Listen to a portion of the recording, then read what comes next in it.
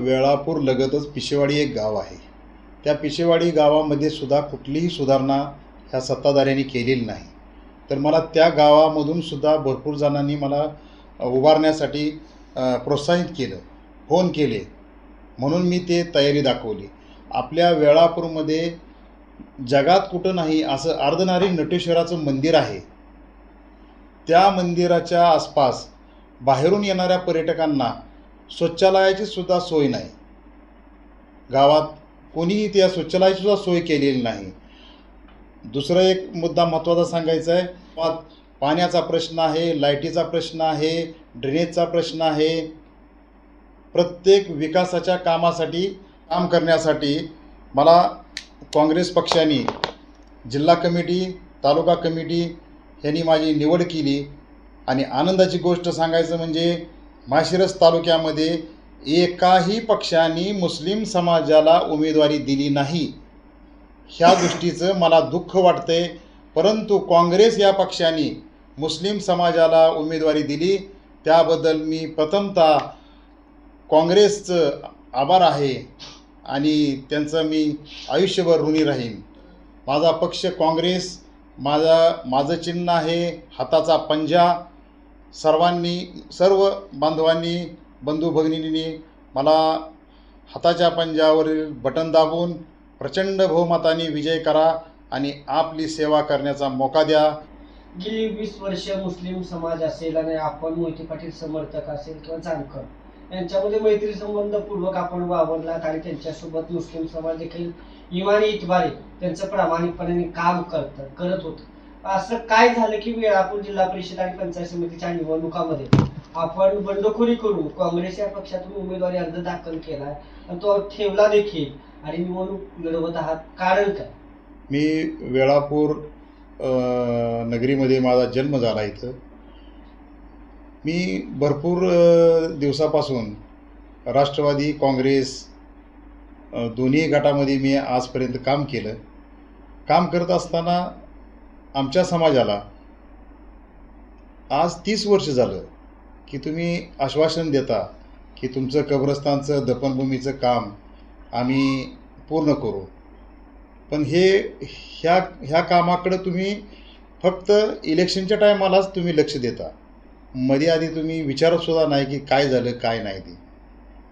आणि ह्या सगळ्या गोष्टीला कंटाळून मी स्वतः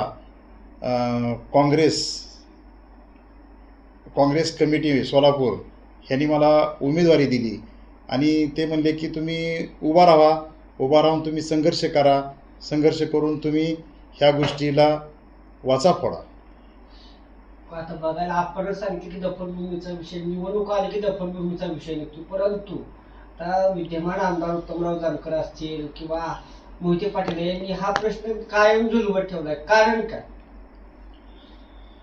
त्याला कारण म्हणजे ह्या गावातील काही पुढारी लोक, त्यांना असं वाटतं की गावामध्ये ह्यांना जागा मिळू नये, ह्यांनी कुठंतरी बाहेर याचं वास्तव्य करावं, दफनभूमीचं बाहेर कुठंतरी जागा घ्यावी.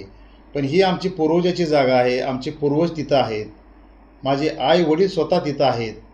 आम्ही कसं इकडं तिकडं फिरू? त्याच्यासाठी आम्ही ते फायनल केलं. वेळापूर आणि पिशेवाडी गावच्या विकासाबद्दल काय सांगाल? कशा पद्धतीने विकास कराल?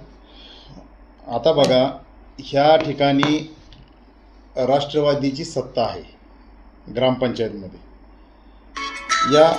या वेळापूरमध्ये प्रथमतः बाजार भरत होता ग्रामपंचायतपाशी बाजार भरत असताना त्या ठिकाणी पेव्हिंग ब्लॉकचं काम चालू करायचं असं म्हटलं. पेव्हिंग ब्लॉकचं काम करायचं, तोपर्यंत बाजार आपण दुसरीकडे नेऊ असं म्हटल्यानंतर तिथल्या शॉपिंग सेंटरवाल्यांनी म्हणले चालतंय, म्हणले तुम्ही आणू शकता. पण परत बाजार तिथं आला नाही. कुठं जुन्या बाजार, जिथं बाजार भरतो जुना, तिथं आला नाही. त्या ठिकाणी कमीत कमी 50 ते 60 शॉपिंग सेंटर आहेत. त्यांची अशी अवस्था झाली की सध्याला ते उपासमार होती त्यांची, आणि काहींनी तर आत्महत्या केलेल्या आहेत. हा एक प्रश्न आहे.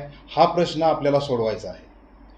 काँग्रेस कमिटीतर्फे मग पहिला मी तो प्रश्न घेतो, तो मी प्रश्न सोडवणार. दुसरा प्रश्न आमच्या दफनभूमीचा. दफनभूमीची अवस्था अशी झाली की तिथं पहिलं कंपाऊंड होतं, ते बी कंपाऊंड तुम्ही पाडलं. पाडून तुम्ही तिथं असे पूर्ण असं मोकळं केलं. त्या कंपाऊंडमध्ये आता कितीतरी माणसं शौचालयाला जातात. आम्हाला वाईट वाटतं ह्या गोष्टीचं की तुम्हाला आमदार केलं, खासदार केलं, ग्रामपंचायत तुमच्या ताब्यात दिली. आपलं समोर भारतीय जनता पार्टी, त्याचबरोबर राष्ट्रवादी काँग्रेस, शरदचंद्र पवार या पक्षाचं आव्हान असणार आहे. या आव्हानाकडे आपण कसं बघतो? माझ्यापुढे कुणाचं जरी आव्हान असलं तरी मी त्यांना भेट नाही. माझ्यापुढं एकच आहे, गावाचा विकास, समाजाचा विकास, दफनभूमीचा प्रश्न सोडवणे हाच मला महत्त्वाचा प्रश्न आहे. जय भीम, जय महाराष्ट्र.